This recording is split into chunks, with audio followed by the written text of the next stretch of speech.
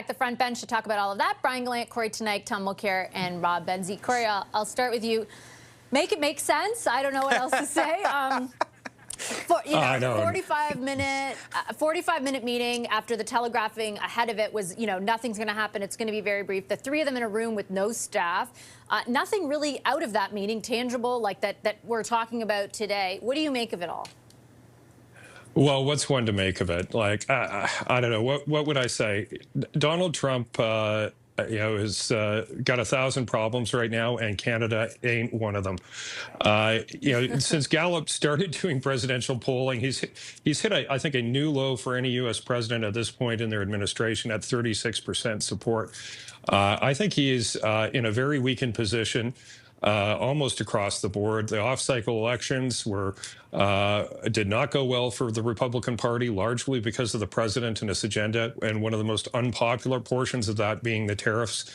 I think he's facing a high prospect of a Supreme Court striking down a number of his tariff measures, which I think would be yet another devastating blow for his administration. And you're seeing him having to do his taco. Trump always chickens out on another whole range of tariffs because of the unpopularity of rising domestic prices on foodstuffs.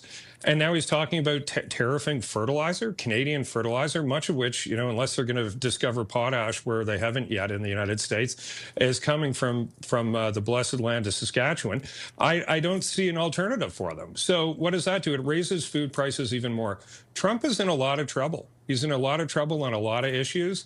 And I think the best thing that Carney and the Canadian negotiating team can do is be very busy doing other things, like getting trade deals with other people around the world, and allow political gravity to bring the president down to something more approaching planet Earth. Do you think we can count on that political gravity, though, Brian? And I think Corey lays it out very well, right? Like, it is all pulling in a downward direction. But at times, that hasn't mattered to Trump. You're absolutely right to say that. And I think we have seen Trump deny what are sort of the adages of politics and just basically go against the grain of what we're all used to, and somehow be somewhat successful, at least winning 2 elections in doing so. So look, I think Corey's laying out of the land of where things stand is accurate, and I certainly hope that's the case.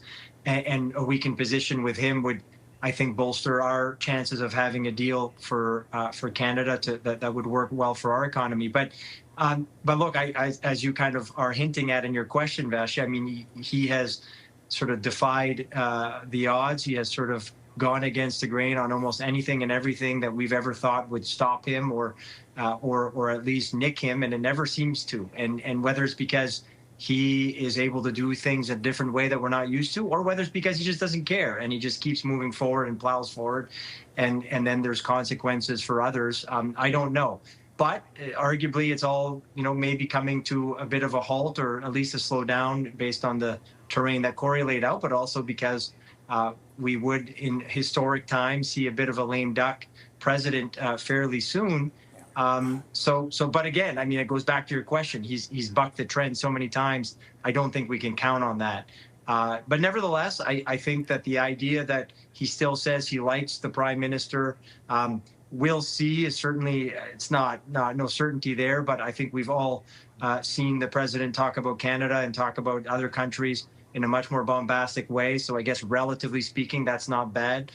So as Corey pointed out, maybe he just has other fishes to fry at the moment, and it's just we're not top of mind, which maybe isn't a bad thing.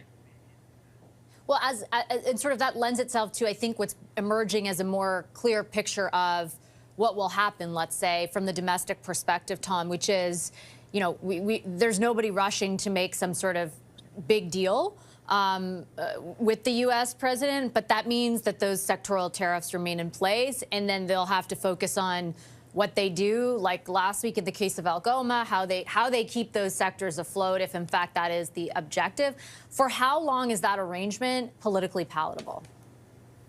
I think that it's really starting to hit home with the average American that tariffs are hurting the average American. Donald Trump is a really good salesman, and he's like a Carney barker. He's got a cure for everything, and you've got to listen to him, and he keeps explaining, and sometimes it works. But it's not Canadian companies. It's not Canadian governments that are paying the tariffs that will be imposed on potash. It's American consumers, because farmers use potash as part of their fertilizers on every single acre of field producing food in the U.S. So it might be a bit hard for somebody to understand that the reason their pickup truck is now costing thousands of dollars more is because steel is being tariffed, and as it comes into the States, it goes into those products like pickup trucks and cars, and they are paying for it. And Trump needed that money so he could give tax breaks to the richest Americans. That's complicated. Food is not complicated. If somebody explains to you that because Trump, and we've got to hold on to that clip forever, Trump's sitting there promising, we can produce more fertilizer. I love that. Never lose that one.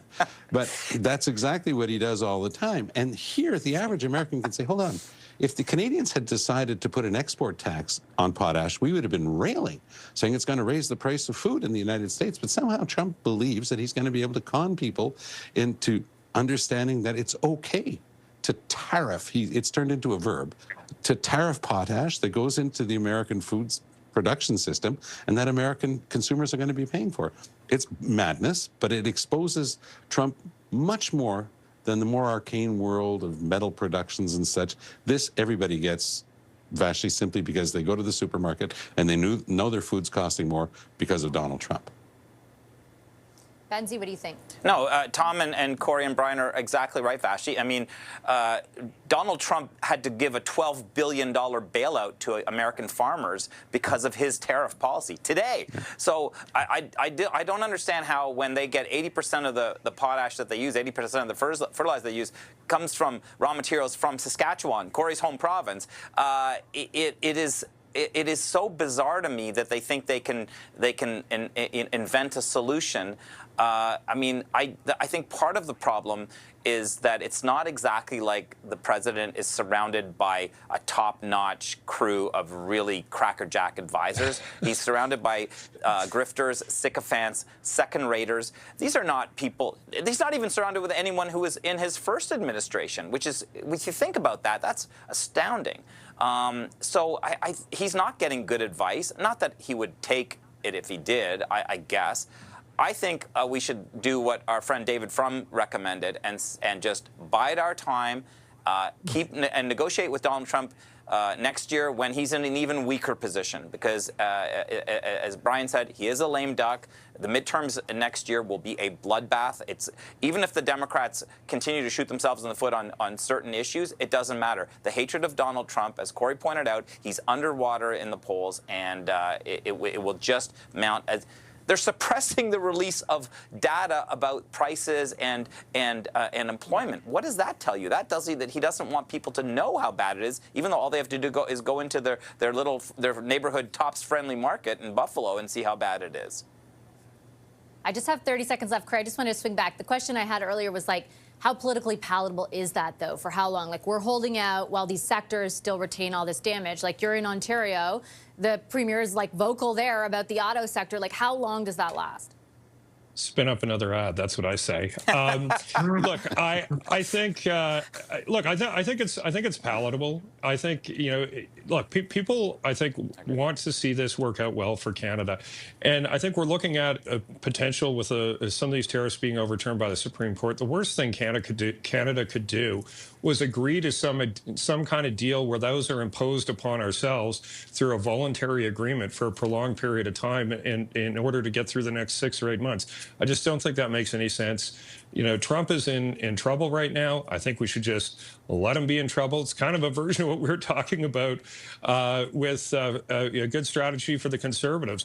You know, time, give them more rope, give them more line, whatever analogy you want, and bide our time on this, because it looks like things are trending in a positive direction. It'd be a mistake to go to the table now. All right. Well, thank you all for your time tonight. I appreciate it. Our wonderful front bench, Brian Gallant, Corey Tonight, Tom Mulcair, and Rob Benzie.